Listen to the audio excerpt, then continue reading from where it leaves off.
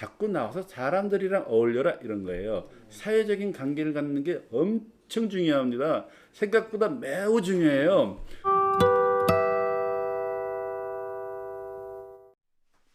안녕하세요. 세계와 대한민국의 여러 가지 문제를 다루는 심재율의 사방팔방입니다. 오늘은 조금 무거운 주제를 다뤄보려고 하는데요. 그 얼마 전에 아주 유명한 여자 가수가 자택에서 사망한 채로 발견됐잖아요. 저는 그 사망한 가수 겸 배우가 그렇게 유명한 분인지 진짜 이번에 처음 알았는데 전 세계 모든 언론이 그 얘기를 보도할 정도로 이렇게 크게 유명한 분이었더라고요. 다시 한번 이 불행한 사건에 대해서 같이 슬픔을 나누고자 합니다. 그러면은 이 같은 그 유명 연예인의 사망이 무엇이 그를 사망으로 이끌게 했는가, 여러 가지 이유가 있겠지만 어떤 증상을 보면 저는 우울증이라고 생각을 해요. 그래서 이 사건이 있은 다음에 이제 JTBC는 악플의 밤이라는 프로그램을 이제 끝냈잖아요. 저는 그 악플의 밤이라는 프로그램이 뭐 굉장히 그 일정 부분 그 사건과 책임이 없지 않다라고 생각을 합니다. 왜냐하면 말이라는 거는 너무나 미묘하기 때문에 좋은 말은 해도 좋은 말은 좋은 효과를 내고, 비록 농담이라 하더라도 나쁜 이야기를 하면 이 프로그램을 만들기 위해서, 악플의 밤이라는 프로그램을 만들기 위해서 겉으로는 웃고 있을지 모르지만 그 말 자체가 그 심장을 확 꽂아가지고 정말 힘들게 만듭니다.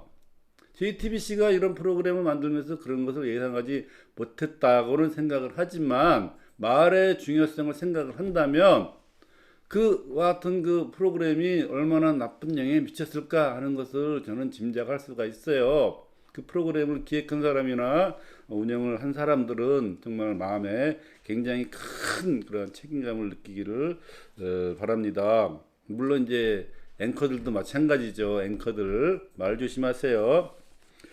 그러면은 그 우울증이라는 게 뭔가, 우울증이라는 것이 이게 정말 이게 참 기기묘하거든요. 예를 들어 가지고 이제 그 우울증의 증상이 뭐냐, 이 유재춘 그 율지대학 정신과 교수한테 물어봤더니 별것도 없어요. 뭐 밥 먹기 싫어진다거나 갑자기 체중이 빠진다거나 뭐 의욕이 떨어지거나, 평소 때 좋아하던 것도 이제 시들시들해지고, 만사가 귀찮아지고, 사람 만나기 싫어지고, 아 오늘 회사 가기 싫다, 이런 게 다 우울증이라는 거예요.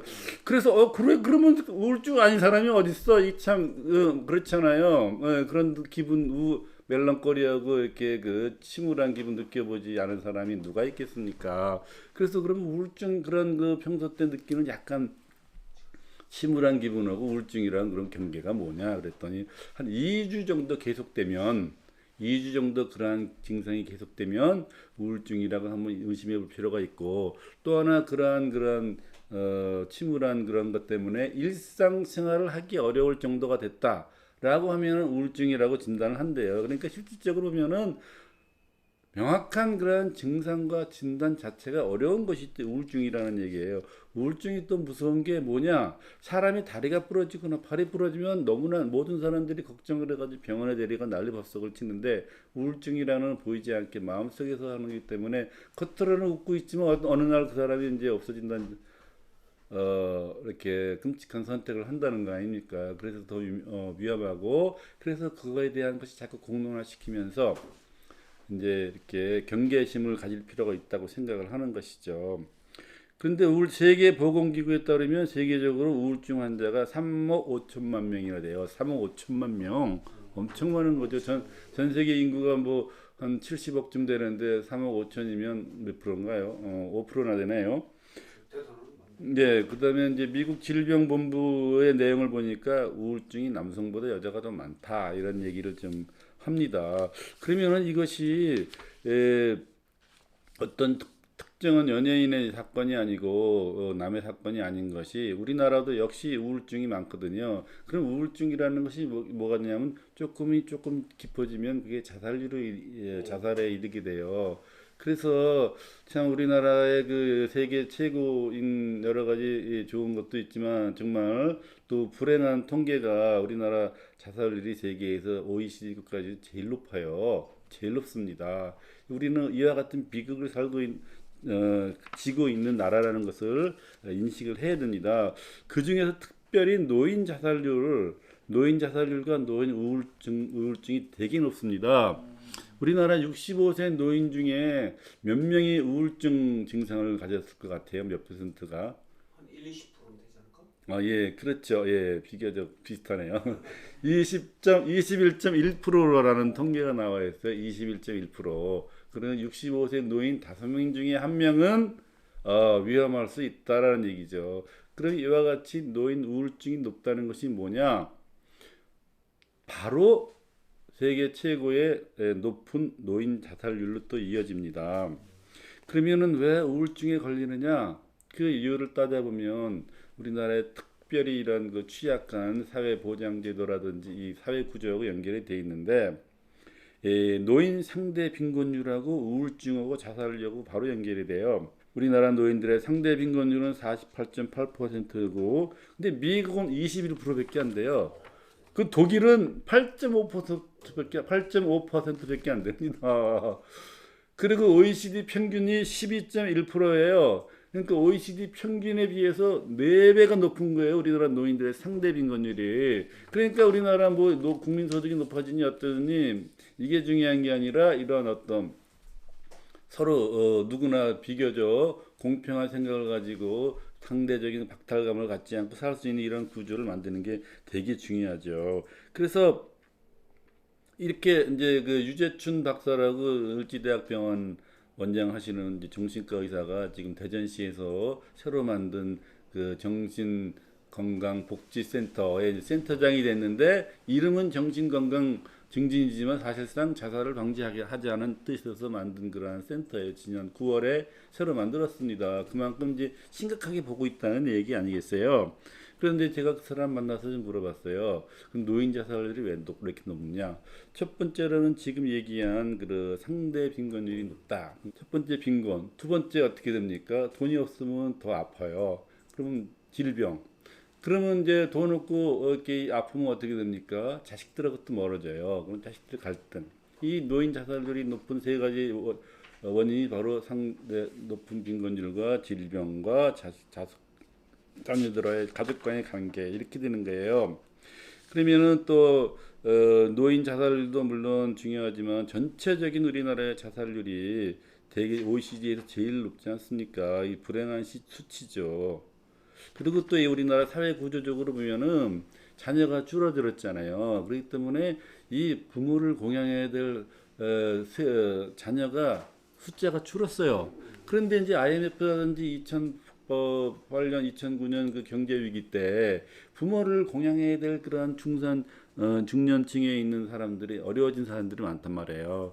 그러면 부모를 보기도 어렵잖아요. 그럼 부모가 자식을 보기도 좀 어려워요. 그래서 서로 이렇게 자기 의사에 의해 가지고 서로 관계가 좀 멀어지는 경우가 있습니다. 그러면은 어떻게 됩니까? 가뜩이나 돈도 없는데 병에 아팠는데 또 자식도 저거 하지 않아서 이게 또 이렇게 서로 이야기하기도 어렵고 이 삼중고에 시달리면은 이 생각만 해도 정말 얼마나 우울한 상황입니까?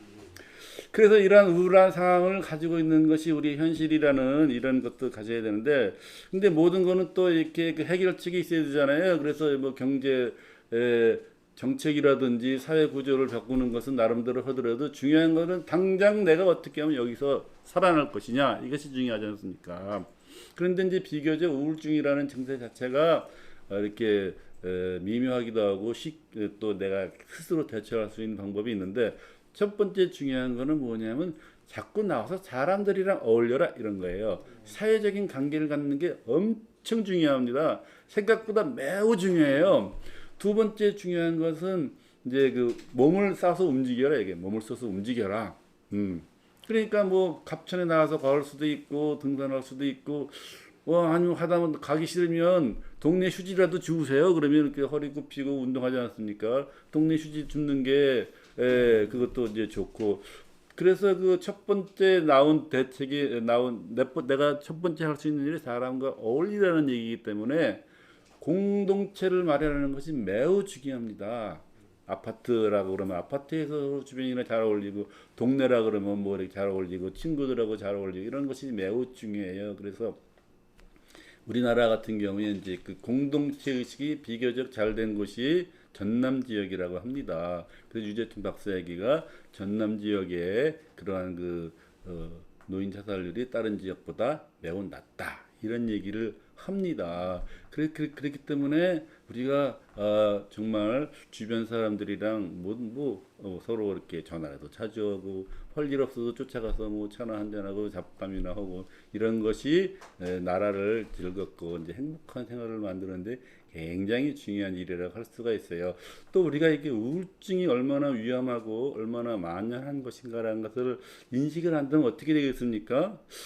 평소 때 잘 지내던 그냥 어떤 분이 갑자기 침울해지거나 이렇게 말대꾸가 곱지 않거나 아니면은 또 화를 자주 낸다든가 이럴 때 우리가 이제 상식적이라면 저 인간 왜 이래 성질 더럽네 라고 하겠지만 혹시 저것이 우울증의 시초일지도 몰라 라는 생각을 하면 그래 저 증상이 내 증상일 수도 있으니까 내가 조금 참고 좀 도와줘야 되겠다. 내가 한마디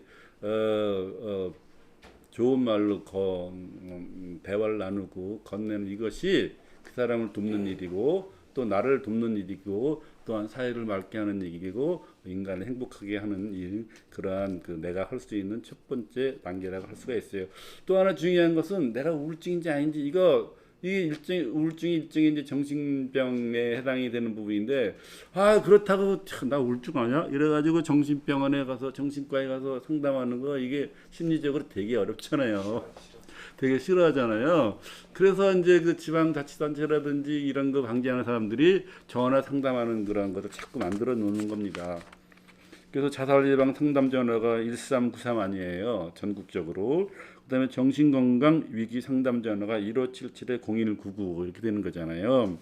그리고 또 이제 심심하면 전화해가지고 이렇게 좀 물어보셔도 되고 아니면은 그 보건소 대전 같은 경우에 보건소에 그 상담 창구를 다 마련을 해놨다 그러더라고요. 보건소에 들러서 다른 일로 가는 척하면서 이제 물어보면 이제 보건소에서는 이렇게 간단한 상담을 해줄 수도 있겠지만 또 자기가 좀 어렵다 그러면 이제 전문 의사하고 연결을 하겠죠. 그래서 이제 대전시에서도 이 문제를 되게 심각하게 생각을 해서 9월에 정신건강복지센터를 만들고 유재춘 센터장을 새로 임명을 한 것이죠.